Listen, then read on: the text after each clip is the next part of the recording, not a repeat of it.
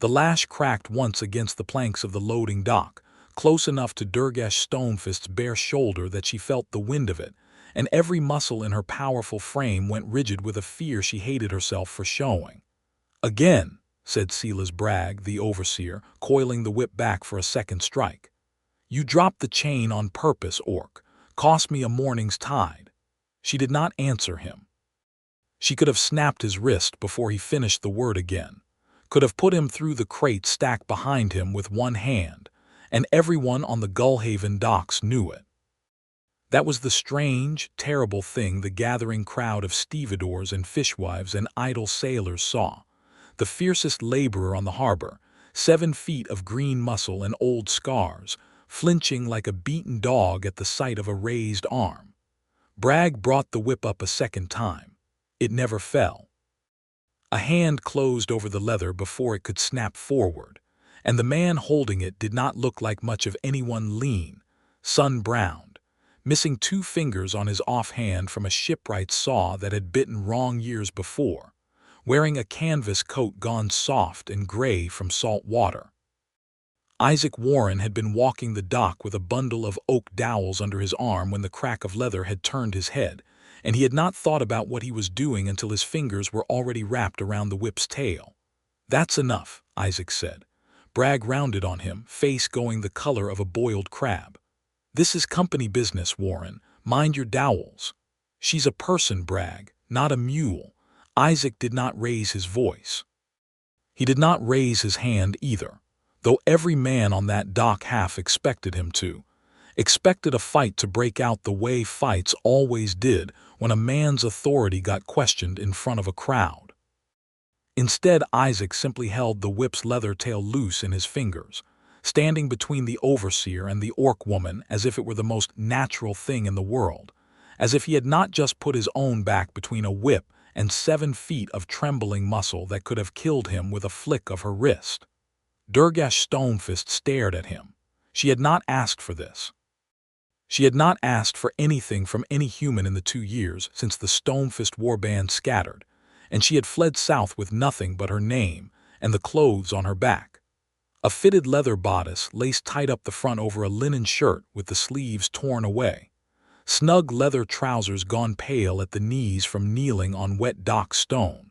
A wide belt that had once held a hand axe before the harbor patrol confiscated it. She wore that same leather now, salt-stained and patched, and beneath it her whole body still hummed with the readiness to run or to fight, whichever the moment demanded. What she had not expected, not in 2 years of bowed heads and yes sirs and the particular ache of being strong enough to break every bone in a man's hand and still afraid of what that same hand might do to her first, was this: a human standing in front of her, taking the blow that had been meant for her back. "You'll answer to the company for this," Bragg spat, yanking the whip free of Isaac's grip. "Then I'll answer," Isaac said. "Send your paper to the harbor master. I'll sign it."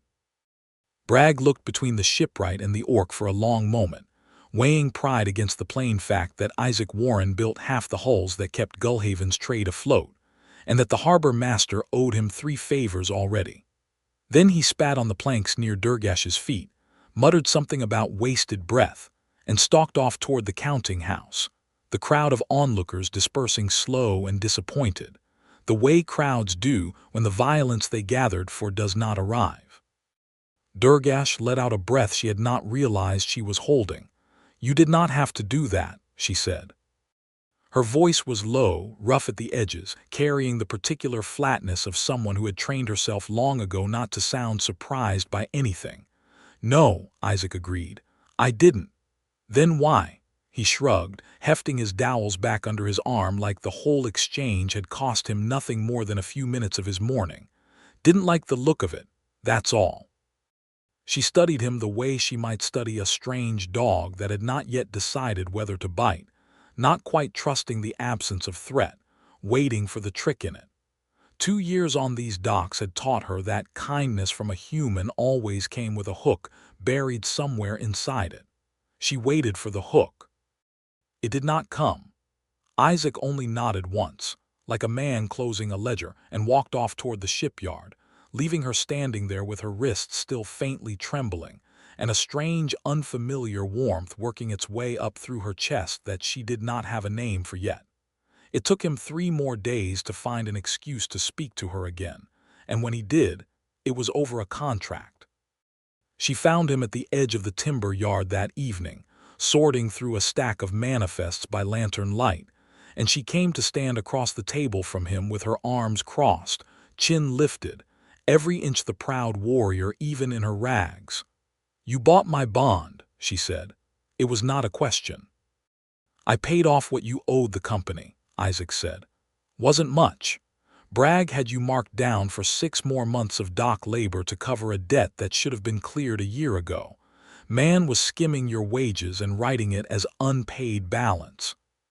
He slid a paper across the table toward her, and she looked down at it without touching it, at the harbor master's seal pressed into red wax, at her own name Durgash, no clan name recorded because the clerks who processed war captives never bothered to ask written above a line that had been struck through in fresh ink. Why? "Because it was wrong," Isaac said, as if that were the whole of it, as if a man simply paying a debt that was not his to settle needed no further explanation. "And because I need a guard for a supply run. Company's got a logging and mining camp 2 weeks up into the Grey Watch Range, Ashfall Camp, they call it. Bandits have been hitting the wagon trains for a month. Lost a driver last time. I've got a contract to deliver rigging cable and forge iron up there, and I'd rather not lose my own neck to do it." He looked up at her then, steady, unflinching, and something in his gaze held none of the calculation she had learned to expect. "You've got a warrior's build and a warrior's scars. I'm guessing you know which end of a spear does the work. I'll pay you a wage, a real one in your hand, not skimmed by some overseer, and when the contract's done, your bond paper burns. You walk free, whichever way you want to walk."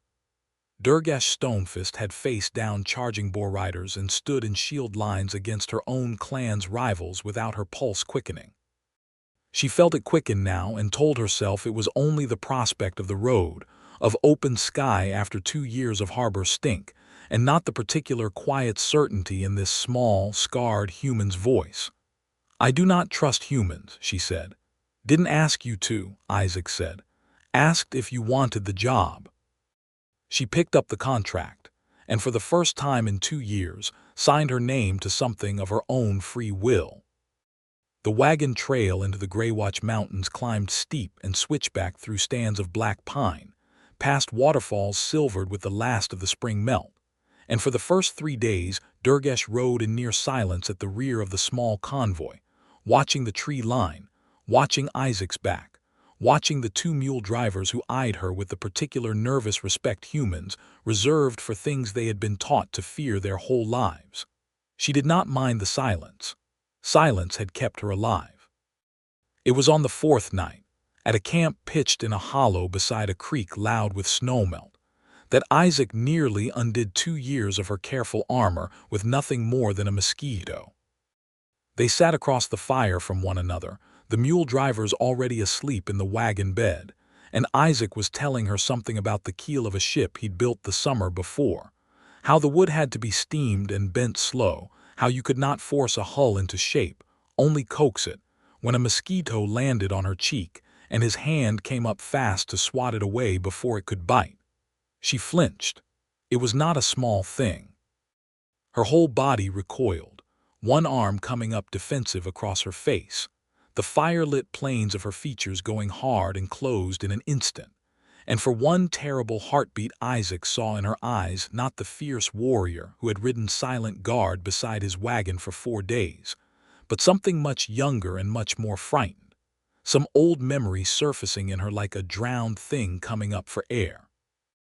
Isaac froze with his hand still raised, and then very deliberately he lowered it empty and set both his palms flat on his own knees where she could see them. "Sorry," he said quietly. "There was a bug on your face. I should have said something first." Durgash lowered her arm slowly. Her breath came ragged for a moment before she mastered it. "It is nothing," she said too fast. "It's not nothing."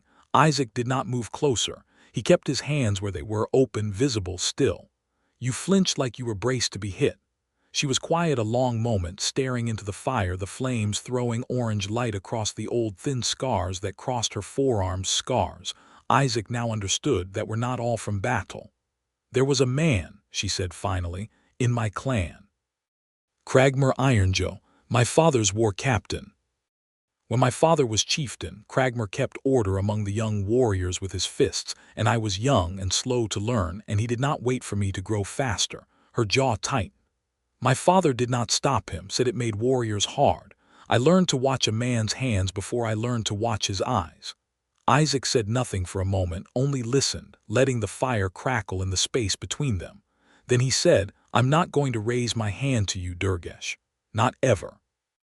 Not in anger, not to swat a bug, not for any reason at all unless you ask me to help you up off the ground. I'll tell you before I move if I think it'll spook you. That's a promise." She looked at him across the flames. This small human with his missing fingers and his sun-browned face and his ridiculous, dangerous gentleness, and something in her chest that had been clenched tight for 2 years, for longer than that, if she was honest, for as long as she could remember, loosened by one single notch. "Humans do not keep such promises," she said, but there was no heat in it now, only a question dressed as a statement, waiting to be proven wrong. "Then I'll be the first," Isaac said, and went back to telling her about the keel of the ship, and how wood, if you were patient with it, would bend into whatever shape you needed without ever once breaking. The bandits hit them 2 days later, at a narrow stretch of trail where the mountain fell away steep on one side, and a wall of granite rose sheer on the other. And Durgash was off the wagon, and among them before the first mule driver had even finished shouting a warning. She fought the way Isaac imagined a landslide might fight, if a landslide could think, a hand axe borrowed from the wagon's tool chest in one fist, her whole body a blur of green muscle and old fury.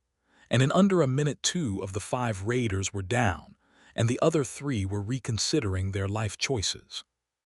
But it was Isaac who saw the 6th man, the one who had climbed above the trail and now had a crossbow leveled at Durgash's unprotected back, while she grappled with the last standing bandit.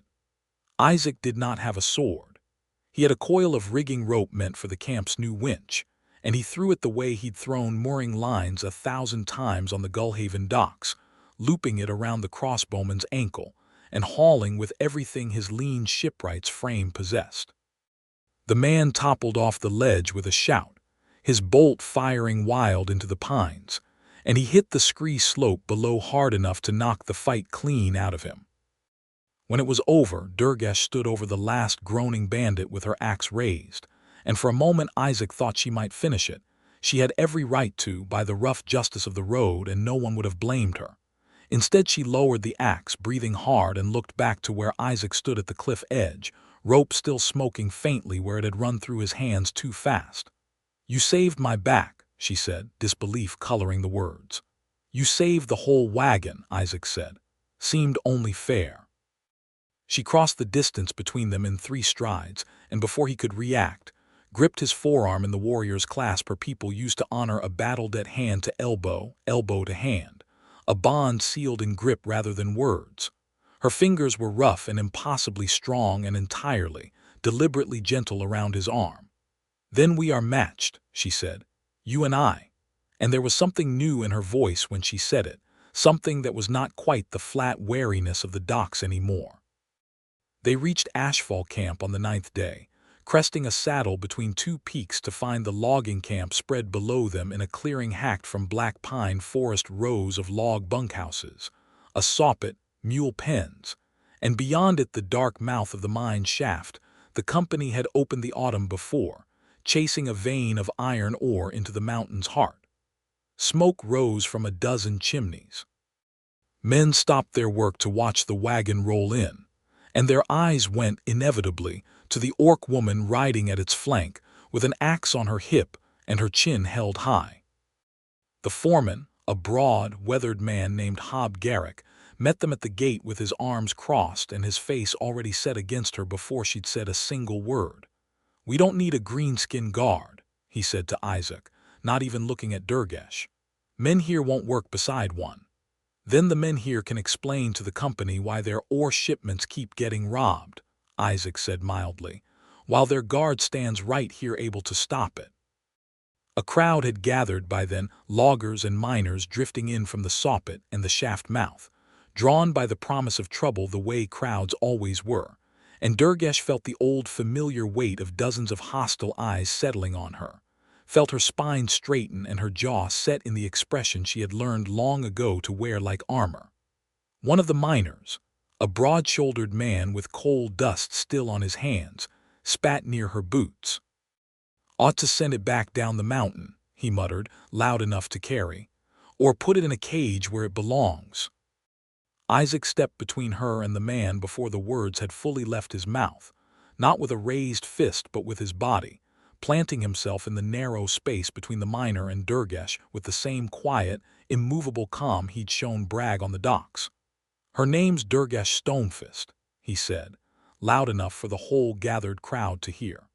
"She's under contract same as any of you, and she just saved this wagon and everything on it from 6 bandits on the Greywatch Trail. Any man here want to test whether she's earned her place, he can say so to my face instead of muttering into his boots." No one took him up on it. The crowd shuffled, muttered, and slowly dispersed back to their work, and Garrick, grudging but pragmatic, allotted her a bunk in the guard shack at the camp's edge and put her name on the roster without further argument. But Durgash noticed, as she had noticed every day since the docks, that Isaac had once again placed himself between her and a threat without once closing his hand into a fist, and she found herself, against every hard lesson 2 years of exile had taught her, wanting to know what it might feel like to lean into that particular kind of shelter instead of always standing braced against the world alone. The weeks that followed at Ashfall Camp fell into a rhythm that surprised her with how easily she settled into it. She walked the perimeter at dawn and dusk, broke up 2 more attempted raids on the ore wagons with nothing worse than bruised bandit pride, and slowly, the camp's hostility toward her wore down into something like grudging respect, then something almost like acceptance. Isaac spent his days at the soppit and the small forge shed, repairing wagon wheels and shoring up the mine's timber supports with the same patient, careful hands he'd once used to bend ships' hulls, and every evening he sought her out at the guard shack with some scrap of conversation, some question about her clan, her mountains, the life she'd had before Cragmore Ironjaw tore it apart. It was on a clear night 3 weeks into their stay, the two of them sitting on an overturned log at the edge of camp, watching the stars wheel bright and close over the black pine ridgeline, that she finally told him everything.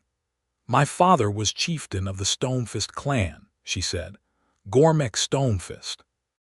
A good man, as chieftains go hard but fair, and he loved his people more than his own pride, which is rarer among war chiefs than you would think. I was to be his heir. Not because I was eldest, I was his only child who lived past infancy, but because the clan mothers saw the strength in me from the time I could first lift a spear."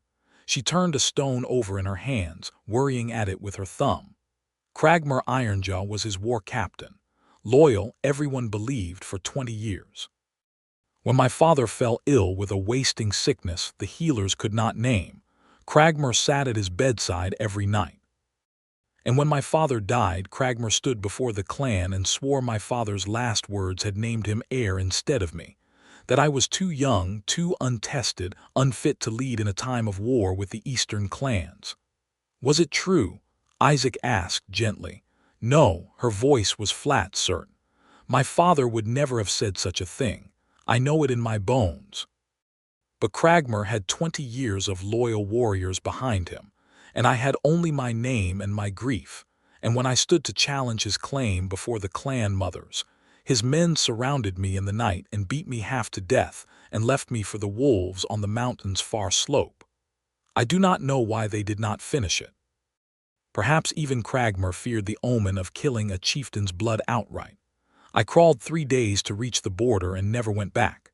She looked at him then, and the old fear was there in her eyes, but something else too, a kind of raw, unguarded trust that had taken root slowly over weeks of small kindnesses. Clan law says a chieftain's claim cannot be truly secure while the rightful heir still lives and has not renounced it before witnesses. Cragmore knows I am alive. He has hunted for me for 2 years. If his scouts ever find me here, they'd have to go through this whole camp first, Isaac said, and me before any of them. You would die, she said, protecting a woman you have known for a month. I've protected people for a lot less reason than that, Isaac said, and reached out, slow, telegraphed, giving her every chance to pull away, and laid his hand over hers where it rested on the log between them. She did not pull away. Her fingers, rough and strong enough to crush stone, turned upward and laced through his instead, and for a long moment neither of them said anything at all, only sat together beneath the wheeling stars with the fire of something neither of them had a name for yet burning low and steady between them. You are a strange man, Isaac Warren, she said at last. Been told that before. I do not think I mind it, she said, and when he turned his face toward hers, she closed the last small distance herself, kissing him with a fierceness that startled them both. 2 years of careful, guarded silence breaking open all at once beneath the mountain stars, her hand coming up to cradle his jaw with a gentleness that felt, to Isaac, like being trusted with something enormously precious. When they finally broke apart, breathless, her forehead rested against his, and she laughed a real laugh, low and warm, the first he had heard from her. That is not what I meant to do, she admitted. I'm not complaining, Isaac said, and kissed her again. It was 2 nights after that, in the guard shack she had claimed as her own, that the flinching came back worse than he had ever seen it. He woke to the sound of her thrashing in her sleep, a low guttural sound of distress, her hands clawing at unseen assailants in whatever nightmare had claimed her, and when he called her name softly from the doorway she came awake all at once, lunging upright with her hand axe already gripped and her whole body coiled to fight, eyes wild and unseeing in the dark. Durgash. It's me, it's Isaac. She did not seem to hear him at first, chest heaving, axe raised, and Isaac, every instinct in him screaming to step back, to run, forced himself instead to stay exactly where he was in the doorway, hands raised open and empty at his sides, palms out still. He did not reach for her. He did not raise his voice.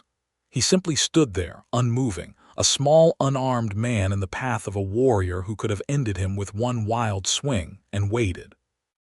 Cragmore, she gasped, and then slower, the fog of the nightmare clearing from her eyes. Cragmore is not here.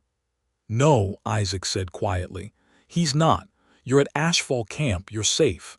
I'm not going to hurt you, Durgash. Look at my hands, empty. They're always going to be empty when I come near you. She stared at his open palms for a long moment, her own breathing slowly evening out, the axe drooping in her grip until it finally slipped from numb fingers and clattered against the floorboards. Then all at once, the fierce warrior seemed to crumple, and she pressed the heels of her hands against her eyes, shoulders shaking with something that was not quite crying but stood very close beside it. I am sorry, she said. I could have killed you. You didn't. Isaac still had not moved from the doorway. And you won't, not me. I know that now, same as I know the sun'll come up tomorrow. How can you be so certain? Because every single time you've had a reason to hurt me, Isaac said. You've chosen not to. That's not luck, Durgash, that's who you are. He took one slow step into the room, then another, watching her face for any sign she wanted him to stop, and when none came, he lowered himself to sit on the floor beside her bunk, close enough to touch but not touching, hands still open on his knees. I meant what I said on the trail. I'm never going to raise a hand to you. Not when I'm angry, not when I'm scared, not for any reason. You can trust that the same way you trust the mountain's still going to be there in the morning. She turned to look at him then, and the moonlight through the shack's single window caught the wet shine on her cheeks, the old proud armor stripped clean away for once, leaving only a woman who had spent her whole life bracing for a blow that had never once come from this man, not in a month of nights, not in 100 small moments where any other hand might have struck. I believe you, she said, and the words seemed to cost her something enormous, some final surrender of the last wall she had left standing. Karesh, she added softer, a word he did not know. What does that mean? It means, she said, reaching for his hand and pressing it flat against her own chest, over the steady drum of her heart, the one whose hands I trust with everything I am. She held his hand there a long moment, and then, slower, deliberate, she drew him down beside her, and for the rest of that night Isaac Warren held a fierce orc warrior while she slept without nightmares for the first time in 2 years, his empty, open hands the only shelter she had ever fully trusted. The scouts came 11 days later. Durgash spotted them first, 3 orc riders picking their way along the ridgeline above the camp in the gray light before dawn, and she knew Cragmer's colors on their harness the instant she saw them. By midday they had made contact with Garrick, claiming to be traders seeking passage, but Durgash watched them from the shadow of the guard shack and saw the way their eyes swept the camp, cataloging faces, and knew with cold certainty they were hunting for one face in particular. "They'll report back," she told Isaac that night, pacing the small shack like a caged thing. "Cragmer will know within the week that I am here. He will send warriors, not scouts, and he will not stop until I am dead or I renounce my claim before witnesses of his choosing. Either way, this camp becomes a battlefield and every soul in it pays the price for sheltering me. So we don't wait for him to come to us," Isaac said. She stopped pacing. "What are you saying?" "I'm saying maybe it's time to stop running." Isaac stood, crossing to her, and though he did not reach for her hands, he held her gaze steady. "You said clan law needs the true heir to either die or renounce the claim in front of witnesses for Cragmer's rule to stand unquestioned. That means as long as you're alive and unbroken, his whole claim is a lie waiting to fall over. You've got warriors here who saw you fight off bandits with your bare hands. You've got a camp full of witnesses who'd swear to your character. Go back, challenge him, finish this the way it should have been finished 2 years ago. And if I lose, you won't. You cannot know that." "No," Isaac admitted, "I can't, but I know you, Durgash Stonefist. I've watched you carry this camp's safety on your back for a month without once asking for thanks. I've watched you flinch at raised hands and still put your own body between danger and people who spit at your feet a month before. That's not a woman who loses. That's a woman who's been waiting for someone to remind her she's allowed to win." She was quiet a long moment, and then, before he could say anything further, the alarm bell at the camp's gate began to ring, wild and frantic, and both of them were moving before the second peal had finished sounding. Cragmer had not waited a week. He had sent warriors that very night, 6 of them, riding hard down from the ridgeline with torches and spears, and the camp erupted into chaos, mules screaming in their pens, loggers scrambling for whatever weapons came to hand, Garrick bellowing orders that nobody was organized enough to follow. Durgash met the first rider at the gate with her axe already swinging, unhorsing him in a single brutal stroke, and the fight that followed was fast and vicious, and entirely unlike the bandit skirmish on the mountain trail. These were trained warriors, disciplined, and they had come for one purpose only. Isaac grabbed a fire-hardened stake from the wood pile and ran toward the fight, not to strike a killing blow, but because he had seen one of the raiders circling wide around the main melee, angling for Durgash's exposed flank while she grappled with 2 attackers at once, and there was no time to shout a warning that would carry over the din. He put himself bodily in the raider's path instead, taking the flat of a spear haft across his ribs hard enough to drop him to one knee, gasping. But the collision knocked the raider's aim wide long enough for Durgash to finish her own fight and spin, horror flashing across her face at the sight of Isaac down, and a spear point swinging back toward him. What happened next would be spoken of at Ashfall Camp for years afterward, told and retold around the sawpit fires until it took on the shine of legend. Durgash Stonefist threw herself bodily across Isaac Warren's fallen form, taking the spear thrust meant for him across her own shoulder, a wound that would have killed a lesser creature outright, but only tore a ragged furrow through orc muscle thick as a ship's hawser. She came up from that crouch already screaming, and the raider who had struck her did not live long enough to regret it.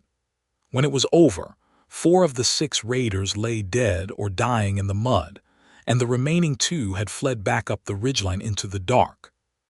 The camp stood in stunned, smoke-hazed silence, torches guttering, and every eye in Ashfall camp turned toward the orc woman who knelt in the churned mud with blood sheeting down her arm, cradling a human shipwright against her chest as though he were the only precious thing left in the world. "Isaac," her voice cracked on his name. "Isaac, look at me." "I'm all right," he managed, though the words came out thin with pain. "Just knocked the wind out of me. You're bleeding, it is nothing. It will close." She was already tearing a strip from her own shirt to bind his ribs, hands trembling now with something that was not fear of him but fear for him. And it was that trembling, that raw naked terror at the thought of losing him, that finally broke something open in her that 2 years of exile had never managed to crack. She helped him to his feet, and Garrick and a dozen soot-streaked loggers and miners had gathered close by then, drawn by the fight's end and the strange sight of their orc guard weeping openly over a bleeding shipwright. And Durgash Stonefist, still holding Isaac upright against her side, turned to face the crowd with blood on her hands and fire in her eyes, and said the words that would echo through every camp and harbor town from the Greywatch Range to the Gullhaven docks before the season was out.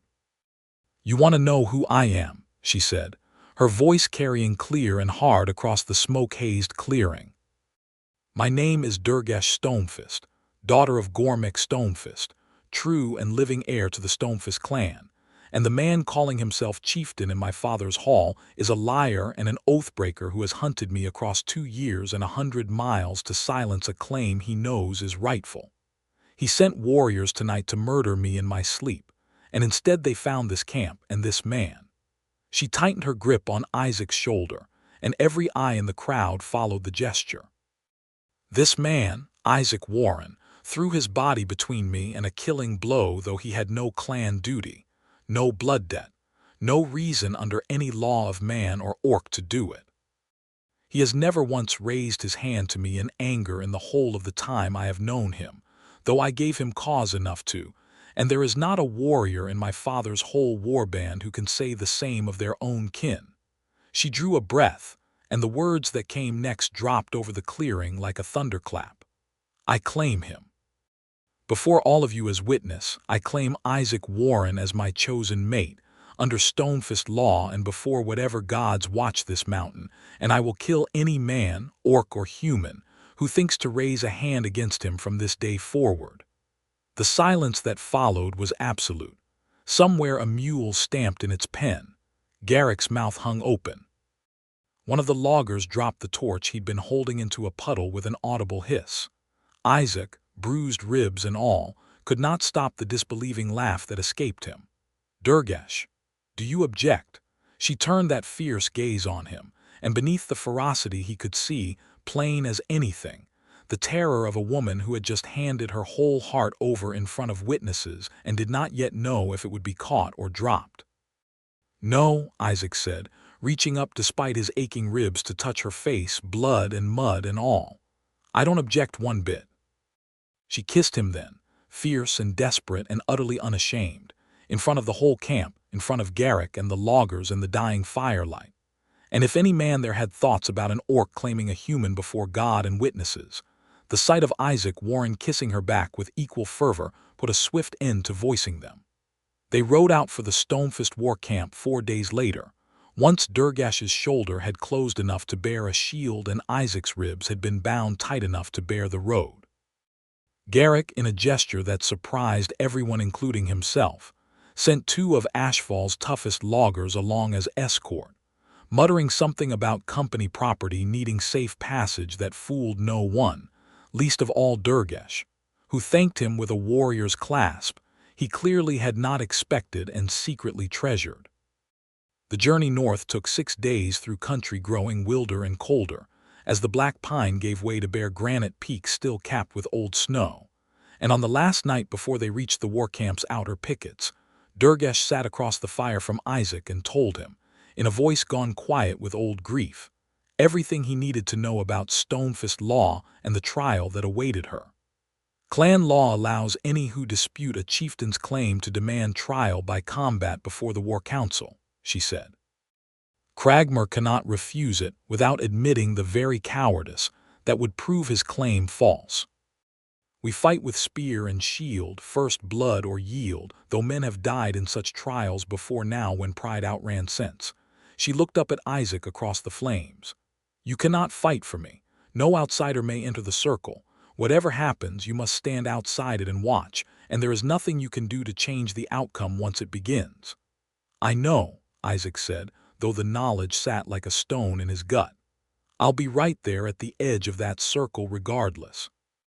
Whatever happens, you won't fight it alone with no one in your corner. That is enough, she said, and reached across the fire to take his hand. That has always been enough with you. They reached the Stonefist war camp at midday.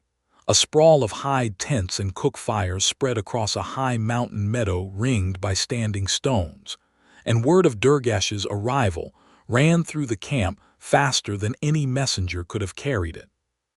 By the time they reached the great central fire where the War Council convened, half the clan had gathered, and Cragmore Ironjaw himself stood waiting among them, broader and heavier than Durgash remembered. His beard grown gray at the edges, but his eyes just as cold and calculating as they had been the night his men left her for dead. So the little heir crawls back, Cragmore said, loud enough for the whole assembly to hear, with a human pet trailing at her heels. Have you come to renounce your claim at last, Durgash Stonefist, or merely to waste more of my clan's patience? I have come to challenge you, Durgash said, and her voice did not waver, for the murder of my father's true will and the attempted murder of his true heir, and I demand trial by combat before this council, here and now under the old law. A murmur ran through the crowd. Cragmore's eyes flicked toward Isaac, standing at the circle's edge with his bruised ribs and his missing fingers and none of the bearing of a warrior, and something like contempt flickered across the war captain's face. You bring a human to witness your death. Sentimental of you. He is not here to witness my death, Durgash said. He is here because I have claimed him as mine, and where I stand, he stands, and no law of this clan forbids a chieftain her chosen mate. The murmur rose to open muttering at that, scandalized and disbelieving in equal measure, but the eldest of the clan mothers, a stooped woman named Vashna who had known Durgash's father since childhood, stepped forward and raised a gnarled hand for silence. The trial matters first, Vashna said. Matters of the heart can wait for matters of blood. Do you accept the challenge, Cragmore Ironjaw, or do you yield your stolen seat here and now? Cragmore's jaw tightened. To yield without a fight would brand him a coward before the whole warband. Every warrior present knew it, and so did he. I accept, he said. And when I have put this upstart in the dirt, perhaps I will keep her human pet as a trophy. The circle was marked with torches driven into the meadow grass, and the whole clan gathered around its perimeter 3 deep, the low afternoon sun throwing long shadows across the trampled ground. Isaac found a place at the front of the crowd, close enough to see every detail, his heart hammering against his bruised ribs, and he watched Durgash strip down to fighting leathers and take up a spear and round shield offered by one of the clan's weapon-bearers, her face gone hard and focused in a way he had not seen since the bandit ambush on the mountain trail. The fight, when it began, was nothing like the chaotic scramble against Cragmore's raiders. This was a duel between 2 trained warriors who had studied each other's style for years, spear and shield ringing against each other in a rhythm that had the whole crowd holding its breath. And for the first several exchanges, neither combatant gained real advantage. Cragmore was heavier, more experienced, and he pressed that advantage with brutal patience, driving Durgash back step by step toward the circle's edge, and Isaac had to fight the instinct screaming through every nerve to leap the torch line and put himself between them, knowing full well it would mean disqualification, dishonor, perhaps death for them both. It was on the 8th exchange that Isaac saw it, a flash of dull metal at Cragmore's wrist as he readjusted his grip, a second small blade hidden beneath his shield arm where clan law forbade any weapon but the spear. "He's got a hidden knife," Isaac shouted, loud as he could over the crowd's roar, and heads turned, and Vashna's sharp old eyes fixed instantly on Cragmer's shield arm. The distraction cost Cragmer half a heartbeat of focus, and half a heartbeat was all Durgash needed. She drove in low and hard, knocking his shield wide, and the point of her spear opened a shallow line across his exposed forearm. First blood, clean and undeniable before 300 witnesses. "Yield," Vashna commanded, striding into the circle herself before Cragmer's pride could override the law, or face the council's judgment for a hidden blade in a trial of honor, which carries a penalty far worse than losing a chieftain's seat. Cragmer stood frozen a long moment, blood dripping from his forearm, the whole warband's eyes upon him, the small concealed blade now plainly visible where his shield had fallen away. Whatever calculation ran behind his eyes, he must have seen no path forward that did not end in complete ruin, and at last, jaw clenched with fury, he dropped his spear into the trampled grass.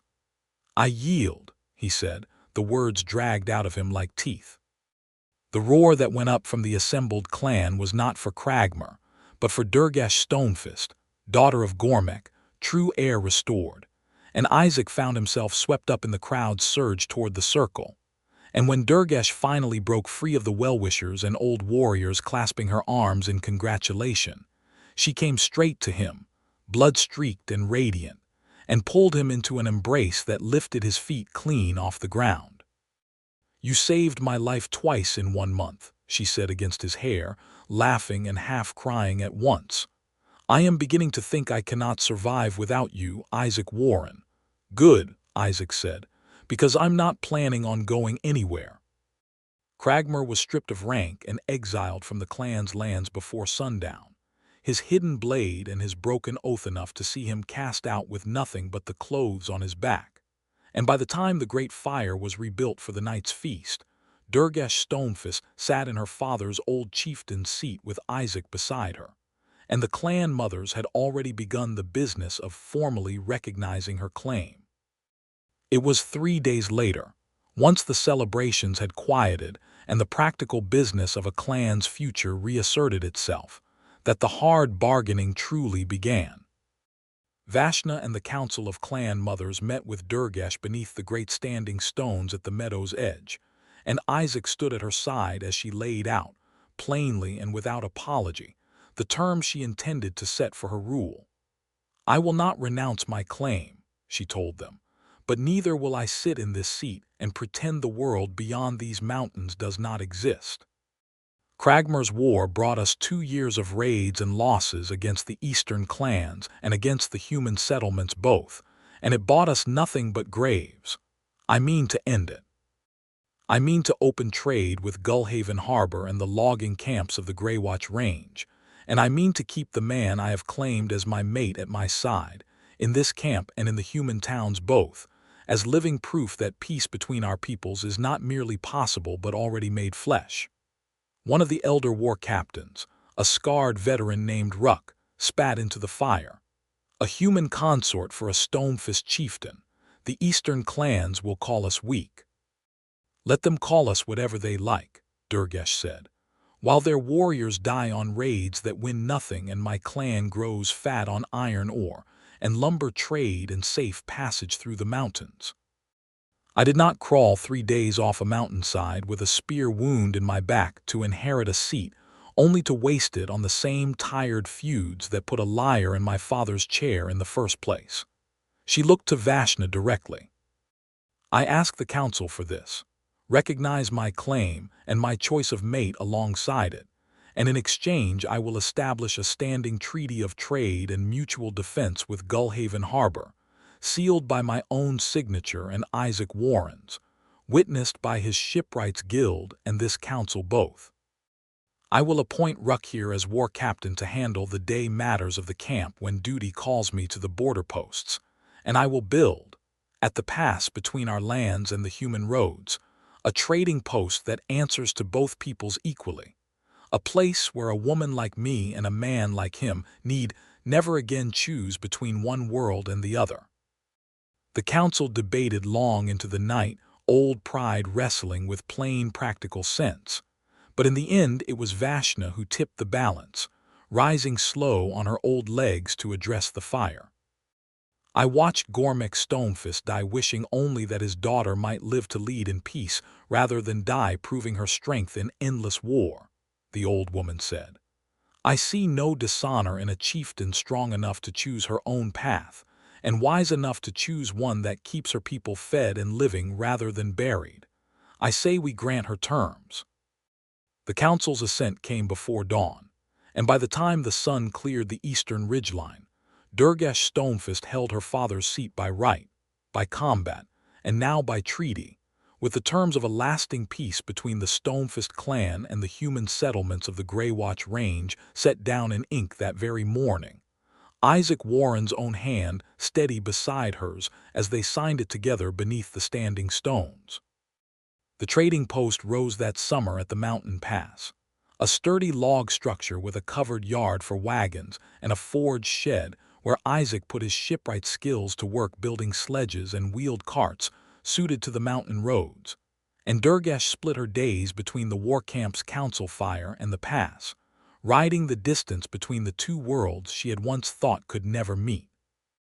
Ashfall Camp's ore and lumber flowed south to Gullhaven Harbor freely now, under Stonefist escort rather than Stonefist raid, and the harbor's shipwrights sent back iron fittings and rigging cable, and more than once, letters of genuine friendship from men who had once spat at an orc guard's feet and now called her by name with real respect. On a clear autumn evening, some 4 months after the trial beneath the standing stones, Durgash found Isaac at the trading post's edge, watching the sun set gold and orange over the western peaks, and she came to stand beside him with something small and heavy wrapped in cloth cradled in her hands. "What is that?" he asked. "A gift," she said, "and a claim, properly made this time, without an audience of frightened loggers to witness it." She unwrapped the cloth to reveal a fist-shaped stone, dark gray and smooth, carved with careful hands into the shape of her clan's own sigil, Stonefist, made literal. "It is tradition among my people for a chieftain to give her chosen mate a token carved with her own hands, worn always, so that any who see it know he belongs to someone who will tear the world apart before she lets harm come to him." Isaac took the stone from her palm, turning it over, feeling the careful weight of hours of patient carving in every smooth surface. "It's beautiful," he said. "You made this yourself." "Every night for a month," she admitted. "It is not so easy carving granite with a knife meant for skinning deer." She reached up, brushing a strand of hair back from his face with a gentleness that still, even now, seemed to surprise her own hands. "Isaac Warren, you never once raised your hand to me, not in fear, not in anger, not in 100 moments when any other man might have. You taught me that a hand can hold a whip, or it can hold a rope thrown to save a life, that the same fingers that could crush stone can also carve it into something worth giving away. I do not know what I would have become without you standing quiet and steady at my side while I learned to stop flinching at every shadow." Her voice caught, rough with something raw and unguarded. "I love you. I have loved you since you stood between me and a whip on a dock that stank of fish guts and did not think twice about it. I will love you until the mountains themselves wear down to nothing." "I love you too," Isaac said, and his voice was not steady at all now, thick with the weight of everything they had survived to reach this quiet golden evening. "I loved you before I had any business loving anyone, before I even had a name to put to it. You're the finest thing that's ever happened to me, Durgash Stonefist, and I don't intend to spend a single day of whatever's left to us taking that for granted." She kissed him then, slow and warm and utterly unhurried, with none of the desperate fear that had colored their first kiss beneath the mountain stars, only the deep-settled certainty of two people who had earned, through trial and blood and 100 small acts of patient trust, the right to simply stand together and be still. When they finally parted, she pressed the carved stone into his palm and closed his fingers around it, and he tied it that same evening on a leather cord to wear against his chest, where it would stay for the rest of his days. A small, heavy reminder of hands that had chosen gentleness in a world that had taught her to expect only violence. They were married that winter, in a ceremony that blended both their people's customs in ways no one in either Gullhaven or the Stonefist camp had ever seen before. Clan mothers and shipwrights standing shoulder to shoulder beneath the standing stones, Vashna speaking the old blessing over their joined hands while a Gullhaven harbor priest spoke the human vows in turn. And when it came time for Durgash to make her final vow, she took Isaac's scarred, gentle hands in both of hers, and held them up before the whole assembled crowd of orcs and humans both.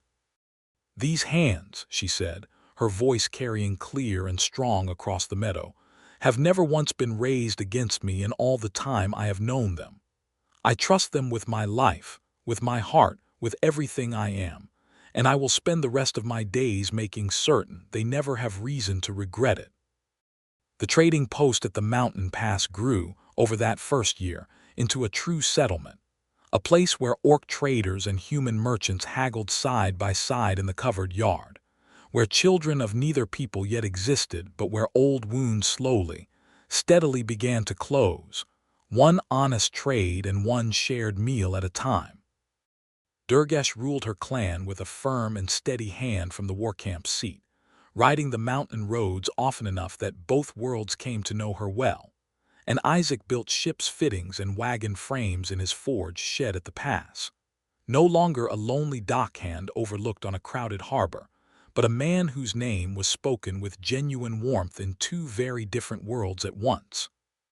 On the evening of their first wedding anniversary, they sat together at the edge of the trading post's yard, watching lantern light spill warm across the mountain dusk, her hand resting easy in his, the carved stone fist warm against his chest where it had lived a full year now without once leaving his skin. "Do you ever miss it?" Durgash asked. "The docks, the harbor, the small, quiet life you had before I turned it upside down?" Isaac considered the question seriously, the way he considered most things, turning it over before he answered. "I had a good life before you," he said finally. "Quiet, steady, lonely, though I didn't always let myself see that part of it clear."